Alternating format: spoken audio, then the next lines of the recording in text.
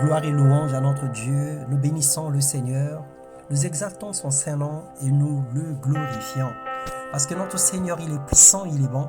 Et ce matin, il a renouvelé encore ses bontés dans nos vies. Alléluia. Nous persévérons dans la connaissance sur les œuvres du Saint-Esprit. Et ce matin, nous parlerons de l'esprit de repentance. Dans Ézéchiel, le chapitre 18, les versets 24, 25 et le 27, la Bible dit « Ce que je désire, est-ce que le méchant meure? Dit le Seigneur l'Éternel. N'est-ce pas qu'il change de conduite et qu'il vive?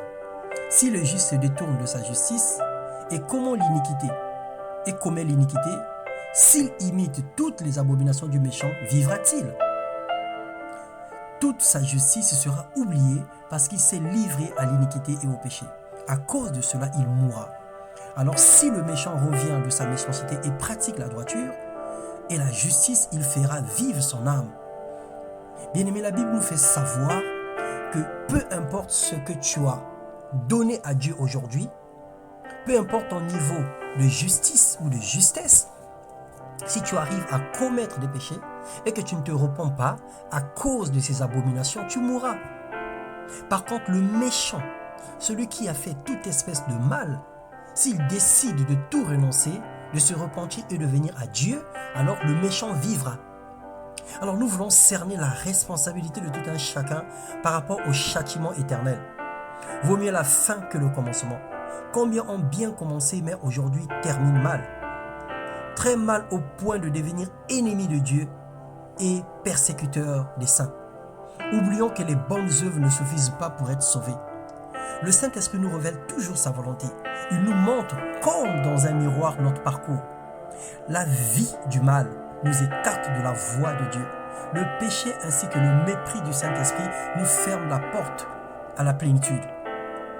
Dieu ne cherche pas des gens hyper saints, mais des humbles. Ceux qui s'abaissent devant sa face, des cœurs repentants et des personnes qui se confient au Saint-Esprit pour trouver de l'aide. Dans 1 Jean le chapitre 1, le verset 9, « Si nous confessons nos péchés, il est fidèle et juste pour nous les pardonner et nous purifier de toute iniquité. » Reconnaître ses erreurs et se tourner vers Dieu est la bonne et la meilleure des choses à faire pour garantir chaque jour son salut et vivre dans la puissance de Dieu. Alors que la voix de Dieu retentisse dans nos cœurs ce matin et nous aide à marcher dans la sainteté, car quel avantage y a-t-il de gagner plein de richesses pour le plaisir de sa chair et à la fin perdre son âme?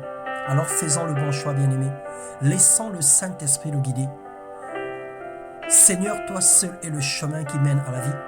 La vérité qui nous montre le chemin est l'unique vie dont chaque personne a besoin. Alors manifeste-toi dans la vie de tous ceux qui disent Amen à ta parole ce matin. Dans le nom puissant de Jésus, soyez abondamment et merveilleusement bénis dans le nom puissant de Jésus. Ne garde pas un péché non confessé. Quel que soit le nom de ce péché, viens au pied du Seigneur, viens au pied de Jésus, confesse tes péchés, prends un engagement d'abandonner, de tourner tes regards vers le Seigneur et de marcher en nouveauté de vie. La grâce du Seigneur viendra sur toi et le Seigneur te donnera un vêtement blanc dans le nom puissant de Jésus. Soyez bénis. Alléluia.